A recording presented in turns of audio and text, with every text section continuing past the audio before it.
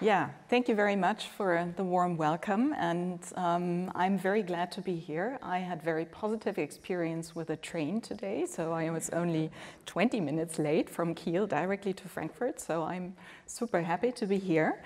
I had the chance to visit the museum, just a very short moment, but it's really fascinating, and I'm glad I came here. So today, I will give you an overview of what other people at GeoMar are doing, because I'm no longer actively in research, but I will give you an overview of what many people at GeoMar and beyond are doing.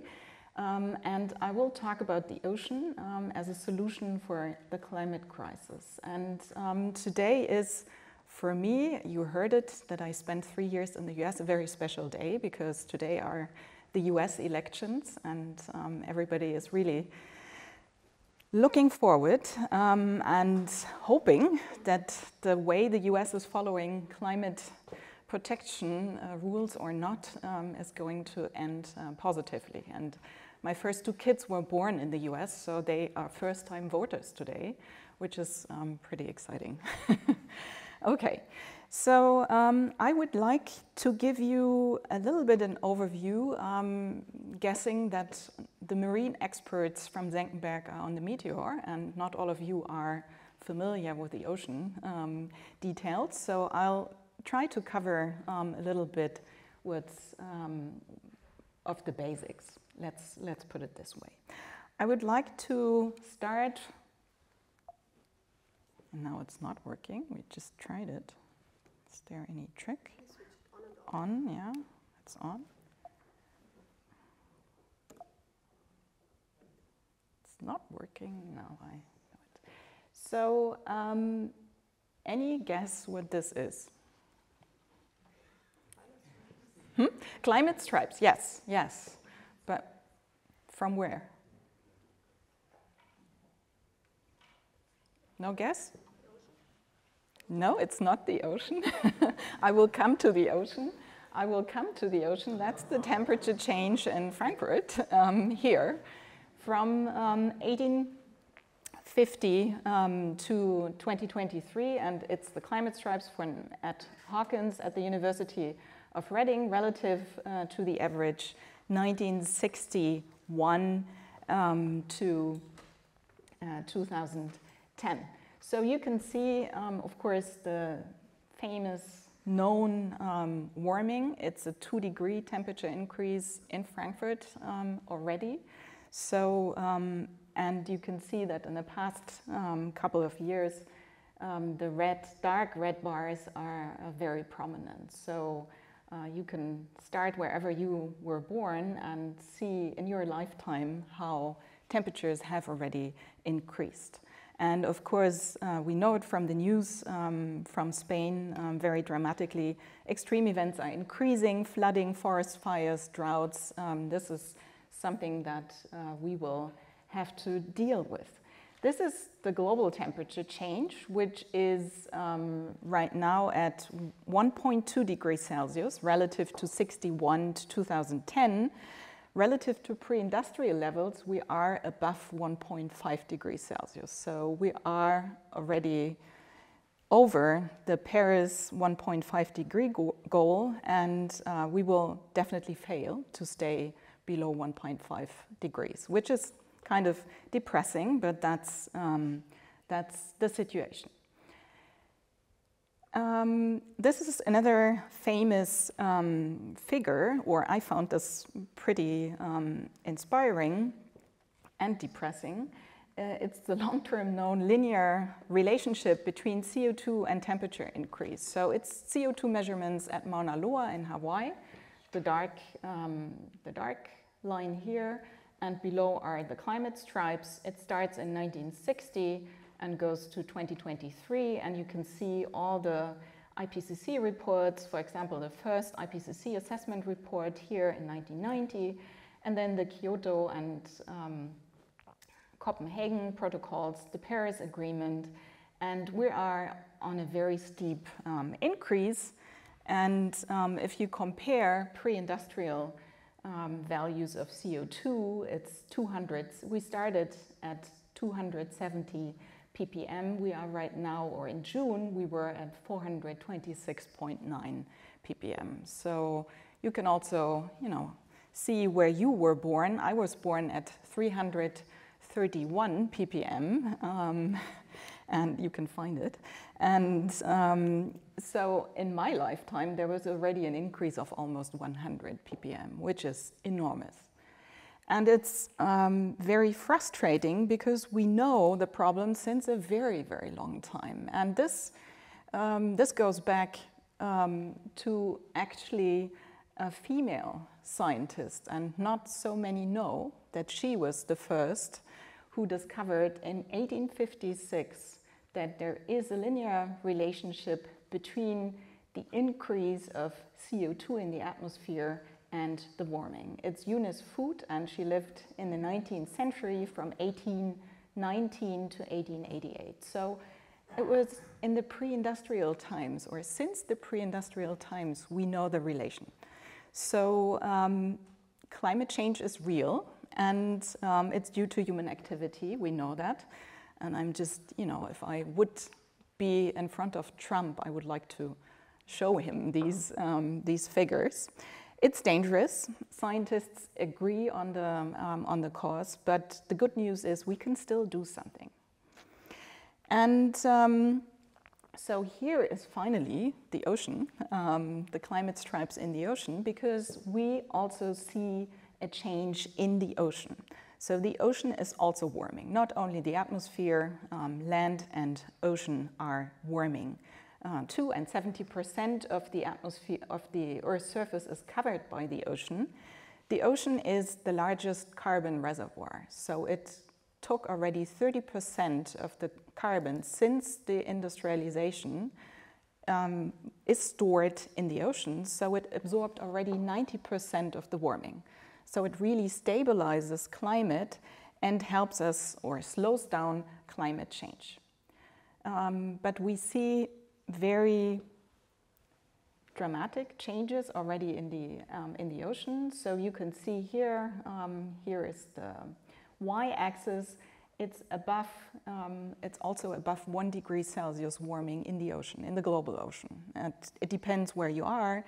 In the Baltic Sea, for example, we have already 2 degrees since in the last 56 years. So, of course, it's regionally also very different. So we see unprecedented changes also in the ocean, and the memory in the ocean is very long. So one particle that circulates in the ocean, it takes 100 years to circulate in the ocean belt through the entire ocean basin. So these changes will stay for a long time. So we see ocean warming, we see acidification, and we also see a loss of oxygen in the ocean.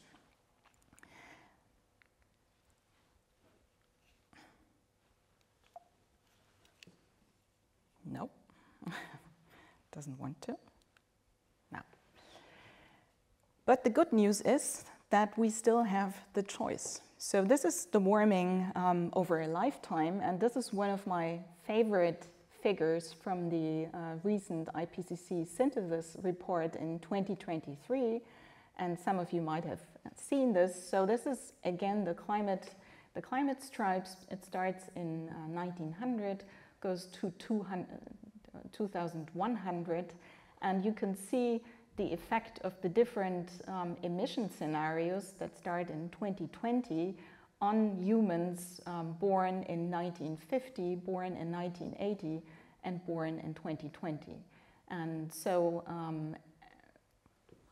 somebody born in 1950 experiences at 70 years temperatures that are in the low or intermediate range, whereas kids born a couple of years ago will experience at the 70 years much higher temperatures. And so this is really critical. And as I said, these figures might seem very depressing, but I always take it as I always try to put a positive connotation and say, hey, we still have the choice. We can still cut the emissions, and we can stay here in this range, it's us, and we can still do something. So let's have a look at Germany's emissions. In 2020, I just go quickly back. So this is really here at 2020, where the IPCC looked at the different future emission scenarios. So in 2020, these are the German emissions. So we are at about 700 megatons CO2 emissions per year. And the different bars show the different sectors. So gray is here power plants, combined heat and power. Pink is mobility. This is business, trade and services. Blue is industry. Green, households.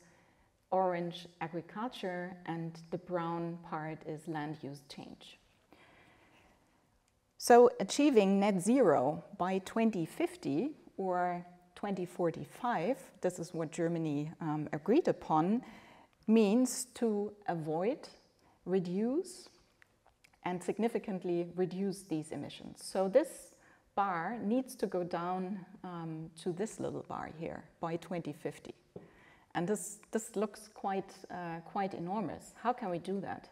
We can avoid and reduce emissions, but there is also something below the zero line. So we have to compensate, and we have to actively remove CO2 from the atmosphere, because CO2 is the problem in the atmosphere. And if you want to keep in mind how much do we need to avoid, reduce, and how much do we need to remove, it's 90% avoid and reduce, and 10%, so the rest emissions that we have to take out. And just to make it a little bit easier to see the different sectors, we zoom in here, and you can see that there are, of course, still some rest emissions. There is, if you see in the mobility sector, there is no pink bar, so there is the transformation to alternative energy and alternative transportation, which needs to happen, and especially this sector is very bad. If you compare it, practically nothing has happened in the past decades, so there is an urgent need to cut this completely down.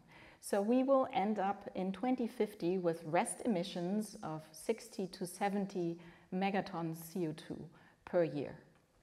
And here, the lower part are CO2 removal options, and the IPCC is very clear that unfortunately for the rest emissions, for the unavoidable rest emissions, we have to remove CO2 actively.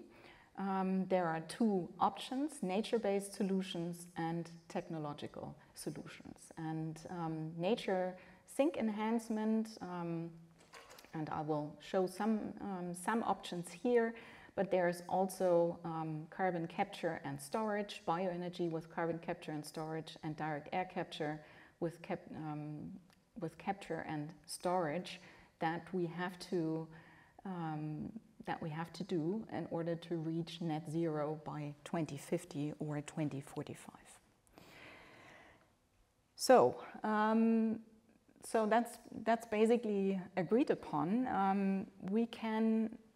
The ocean is a pretty good ally in our fight against climate change, and there are several marine methods of CO2 removal that I would like to show.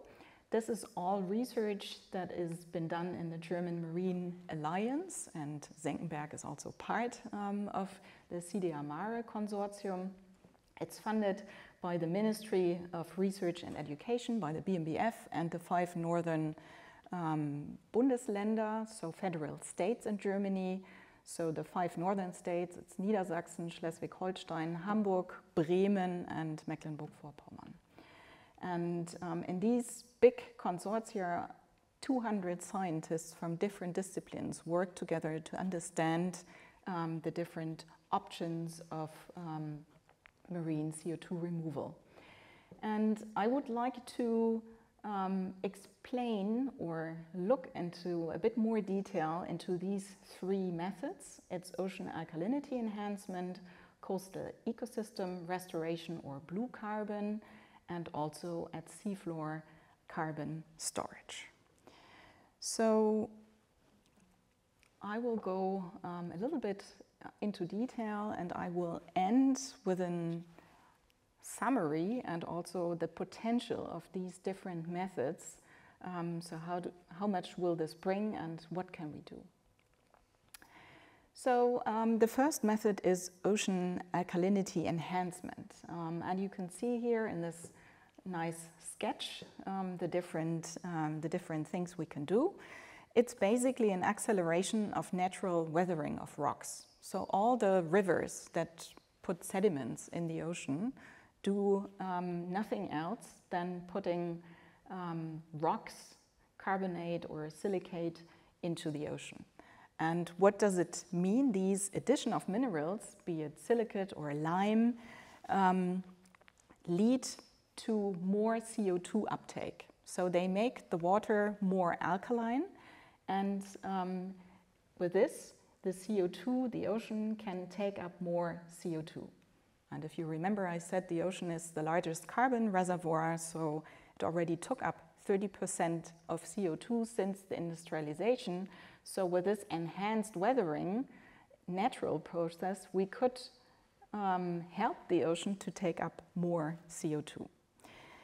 We need approximately 1 ton of rock per 1 ton for 1 ton of CO2. So it's a massive amount of rocks that we need. So, and I will say something about the dimension.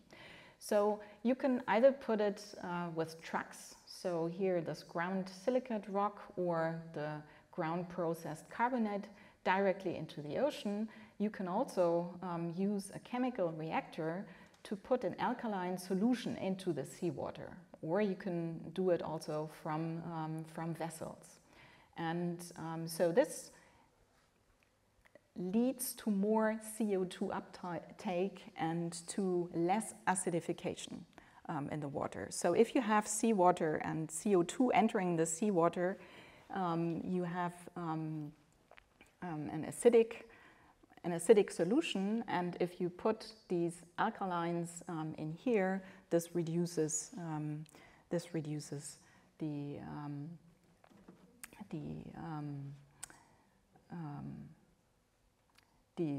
enhances the CO2 uptake. So we look at, or in this consortium, they look at different effects, research on the effectiveness, and also effects on the ecosystem, because we don't want to invent a method that brings us the next problem into the ocean, right? So this is something that we don't want. Okay, so we go out to the ocean, and this is one of the research vessels from Geomar, the Alcor. This is in the Kiel Fjord, and we do studies in these closed systems in these mesocosms. So we do lab studies, we do studies in these closed, it's like a big aquarium that goes into the sea, and it doesn't interact with the seawater. There's seawater inside, but there is no interaction. And we do this in the North Sea, we do this in the Baltic Sea, and we also do simulation and extrapolation in computer models. So right now, experiments in the open ocean are prohibited by law because of the Hohe See-Einbringgesetz in German, or the High Sea Dumping Convention. So it's not allowed to put rocks, even normal rocks, into the fjord. So this is our workaround, that we try to look at different minerals that we add, and we also have 2 mesocosms where we don't put any minerals. There's also an analysis of economic and social aspects, because you can imagine that people are a little bit skeptical when we dump something into the ocean. So what did we do? we looked at positive and negative effects, and this is a little intermediate summary. So we need at least 1 ton of rock per ton CO2. This would lead to more alkaline water, which can take up more CO2. There is a large theoretical potential, which is good, but there is also still some research needed on the ecological impacts. The first results look very encouraging. So we had mesocosm studies in the different seasons, in spring, in summer, and now in autumn, and it looks like the ecological impacts are not as strong, but there is still the legal framework that needs to be adjusted before we could go out to the ocean, to the open ocean, to do that. Scalability, this is also a question. Is it realistic to do this? And theoretical, it is possible to do it on the industrial scale, and it would store the CO2 for many hundreds to thousands of years, because this is a natural process that usually takes place on a very long time scale, and we would, with this method, you would speed up this natural process a bit. So the second method on marine CO2 removal is coastal ecosystems that are carbon reservoirs. So you can see here seagrass beds, salt marshes, mangroves in the tropics, not in the North and in the Baltic Sea, and also kelp forest.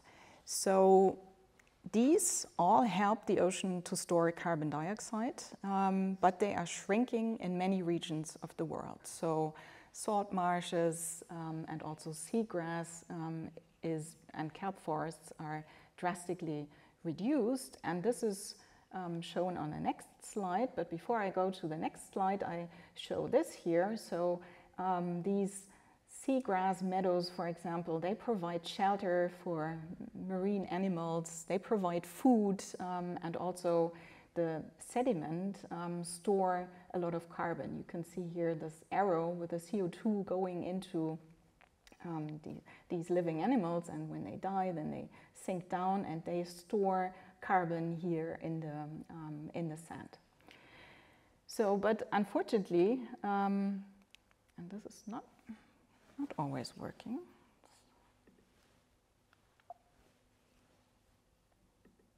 It's only sometimes working. Okay, here you go. So this is very small, and you are not supposed to read all the little details. So this is, first of all, seagrass beds. And if you look here at this pie chart, this is the loss rate. So about 29% of seagrass meadows are already lost. And there is a potential to restore and restaurate seagrass meadows that is a worldwide area of around 370 million square kilometers. And just to give you an impression, this is Germany. So it's almost the entire area of Germany that can be used as a restoration for seagrass. Of course, we do not have so much area in the Baltic Sea and in the North Sea, but this is just an estimate for the worldwide potential.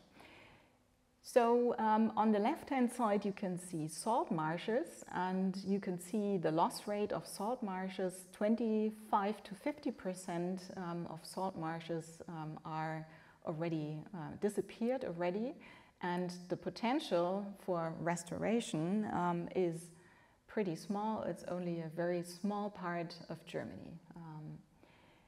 However, the kelp forests, we also see a big loss rate of kelp forest, 40 to 60%, but this is approximately 4 times the area of Germany that could be restored and help with the carbon storage. And we need a portfolio of methods. We don't need only one to store carbon safely. So seagrass restoration is one of the key research foci at GeoMar. And you can see here a scientific diver planting seagrass at a test site. And this is really the most effective way to restore seagrass, to plant it by hand. You can imagine that this takes a lot of time. You need to grow the plants in the lab, and then you need to go out and put it one by one and be very patient. So we have a lot of help from hobby divers, and it's a great citizen science project. And there are a lot of divers in the Kielfjord that would like to do something, and it's really great because these seagrass meadows support marine biodiversity. They filter viruses from the water while storing carbon. So this is really very good. But the effect on the carbon storage is not as big. So it has a very good effect on the marine ecosystem, no question, but the amount of carbon storage is rather limited. So 1 hectare of seagrass stores approximately 1 ton of CO2 per year. And I will compare it at the end, the different methods. You will see that this is a pretty small number. But it's good for marine biodiversity. It protects the coasts if we have storms coming in and waves. It's better to have a seagrass meadow than to have sand. So it really breaks the waves. It filters viruses, but there is a limited available area and very limited potential. And of course, seagrass meadows are also threatened by extreme weather and by heat waves. We already see quite a warming in the Kielfjord of 2 degrees and 1 meter depth, and there is a limit of seagrass at a temperature of 28 degrees. So if we are above 28 degrees, seagrass will die. So we are already looking at tropical species that are more robust and can live in warmer waters. So again, an extensive expansion is theoretically possible, and the carbon storage also goes from decades to thousands of years.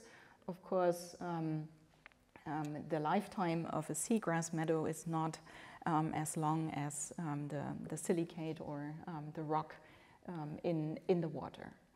But it's like reforestation underwater, and the seagrass can store much more carbon than forest on land. So it's very good, and it's also a lot of fun to do this.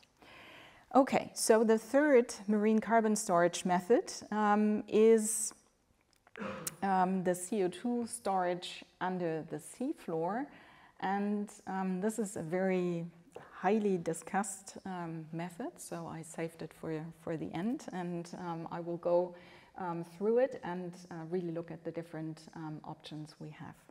So there is, and one thing that I would like to highlight is that storage of CO2 under the seabed, we're talking about the unavoidable rest emissions. We're not talking about emissions, so continue as we do and use CCS, but we're talking about the rest emissions.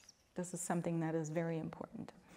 So CO2 can then be transported either via ship or via pipelines to offshore storage sites, and then CO2 can be pumped here into the seafloor in depths of at least 800 meters below seafloor. And you can see that here is a barrier rock, so CO2 will be stored in sandform formations, and the barrier rock avoids gassing out because we don't want to press CO2 under the seafloor and then let it out again. Then we have the next or a new problem, CO2 in the water. But this is possible, and CO2 can be stored in these sandstone formations, and it will gradually, if you press CO2 in the sandstone, it will gradually dissolve, and in thousands of years it will be mineralized, so it will be safely stored in these sandstone formations. We have a lot of experience and a lot of projects that we are looking at since more than 15 years. The left figure shows you a sketch of the German North Sea. That is the CDR Mare study area, is this A here.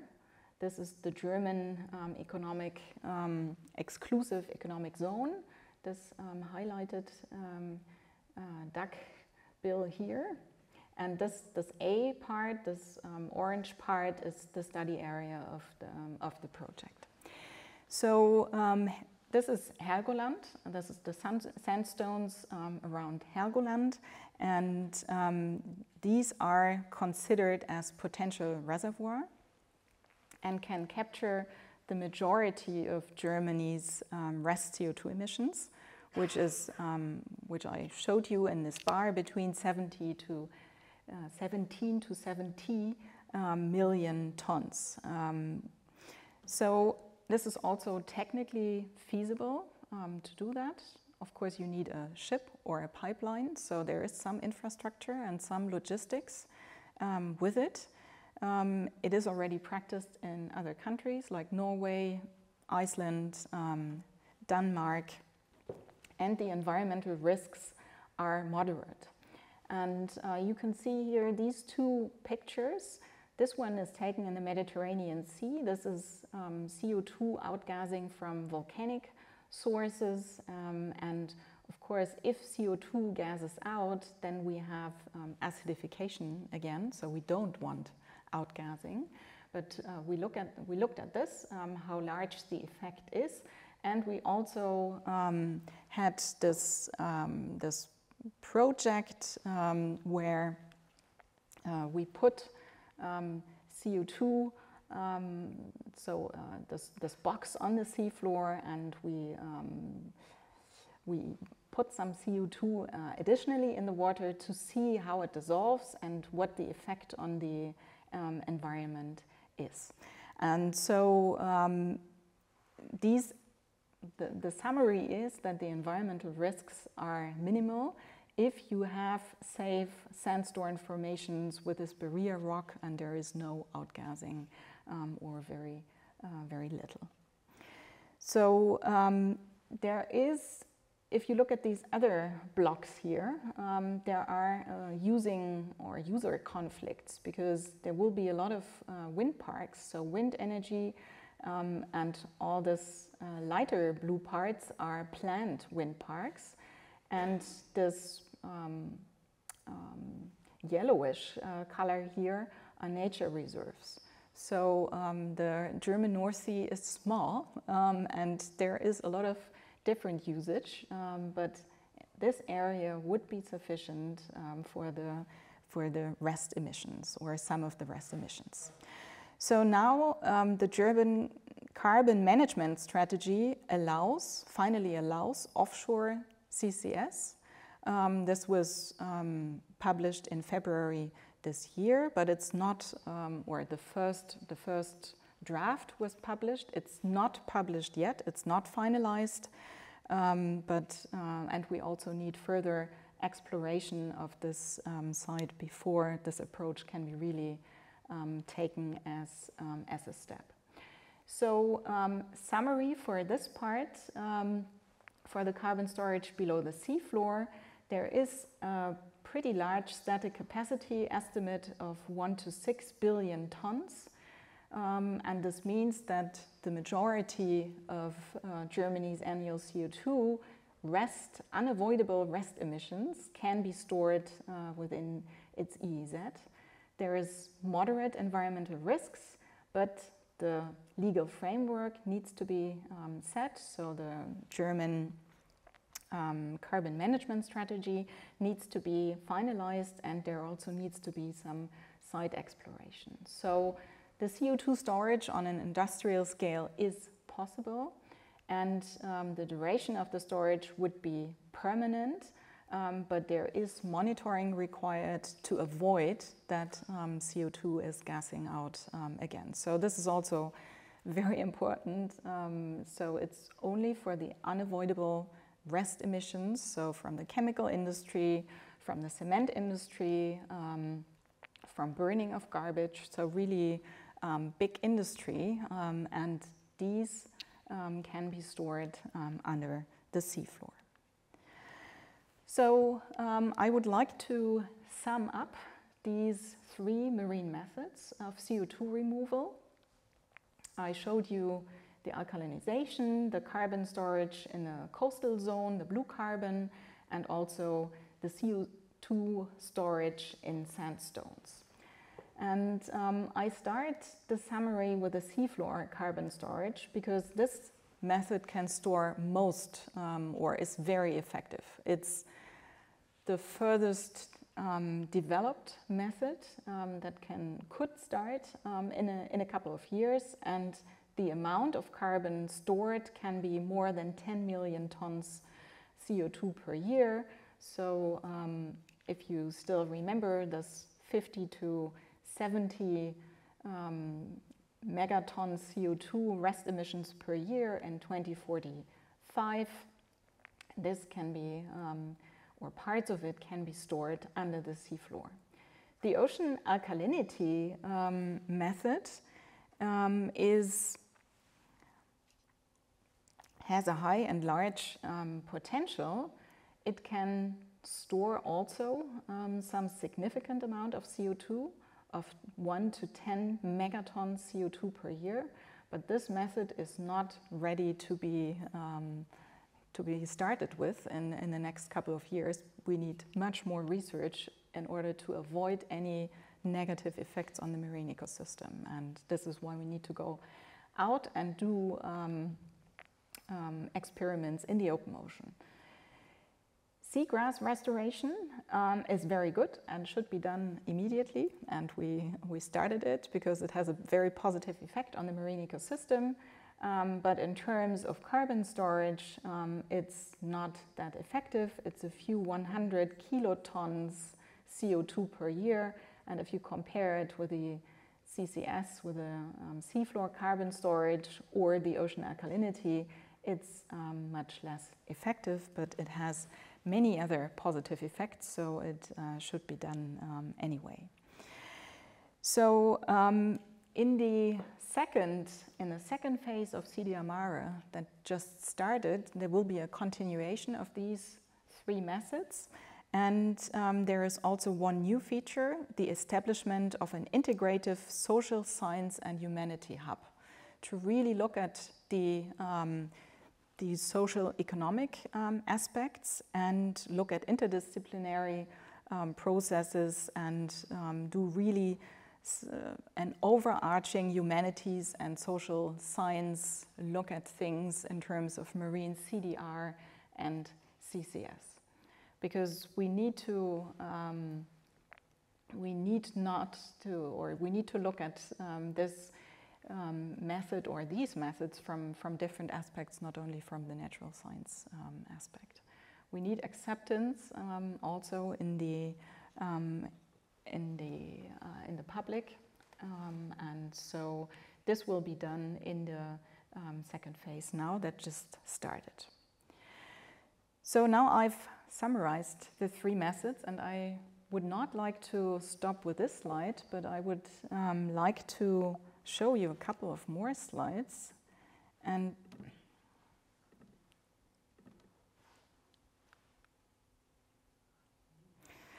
so having said all this and presented all that what we could do and that the ocean could help us, we should not forget that the ocean regulates our climate and weather. It provides us with food and resources. It supports also our health and well-being, and we like to do vacation at the sea. It is also home to a fantastic biodiverse environment, and I looked at the museum. I mean, you are the experts here. It's amazing what animals live there and how few we know about it. It's basically 90% that we don't know yet, so we should of course avoid to destroy this wonderful ecosystem.